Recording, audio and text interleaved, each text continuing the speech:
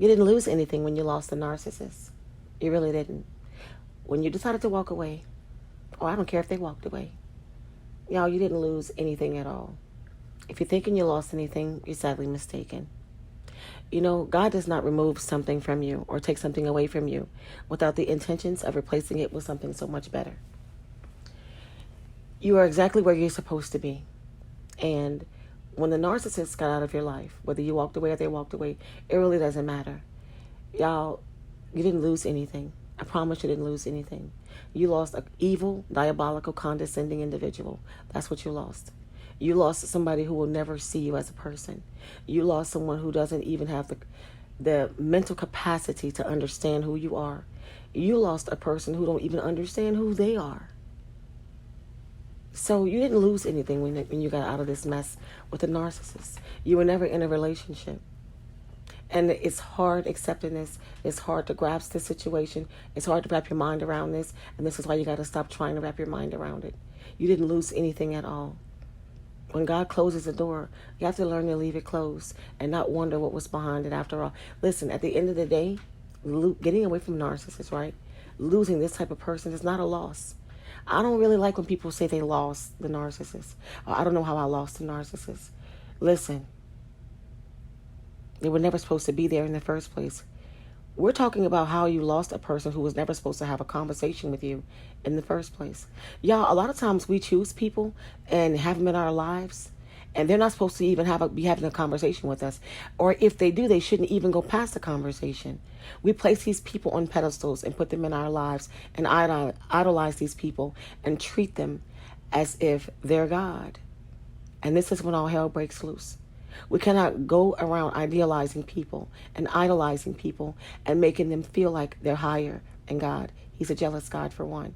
And two, it's these people that we put in these situations, that we put on these pedestals, that we think so highly of, are the very people that turn and do us the things that narcissists do. Y'all, you know, people always say certain things about their children, like, he's a good kid, she's a good kid, that's the best child I have. Or they'll try to, like, separate their children and put them in different brackets. There's no such thing as having the best kid, or this kid is better than this kid, or I have such a good child. Y'all, the very child that you idolize and you make them feel like they're everything is the main one who's going to put the tears in your eyes. It happens like this all the time. We have to stop thinking that it's okay to put people in places that they don't belong. Even with our own children, we have to watch the placement that we give them and make sure we're treating all our children equally. And as far as when it comes to romantic relationships, we have to stop giving people titles that they don't deserve and letting them place themselves in parts of our lives that they shouldn't even be in. Like I said, a lot of times we give people places in our lives when they shouldn't even go past a conversation with us. We have to stop doing that. When we do this gives people the upper hand in our lives to do the things that they do to us. And this is why so much abuse is taking place in relationships. And this is why people are going through the same things over and over and over and keep cycling around back to this person and cycling around back to this person. Because we're putting people in places in our lives that they really do not belong in. We have to stop idolizing people and making them feel like they're above us, because they're really not. And one thing about a narcissist, they are definitely beneath you. You can believe that. That's why they work so hard to make you feel like they're smarter than you, or they're over you, or they're superior to you, because they know that they're actually beneath us. Make no mistake about it. You guys, I just want to bring out this quick video. I see a lot of us have a very bad habit of doing this, giving people places in our lives that they do not belong in. But you know what? One thing about healing, once you heal from the inside out, you see things for really what it is. All this stuff is out the window.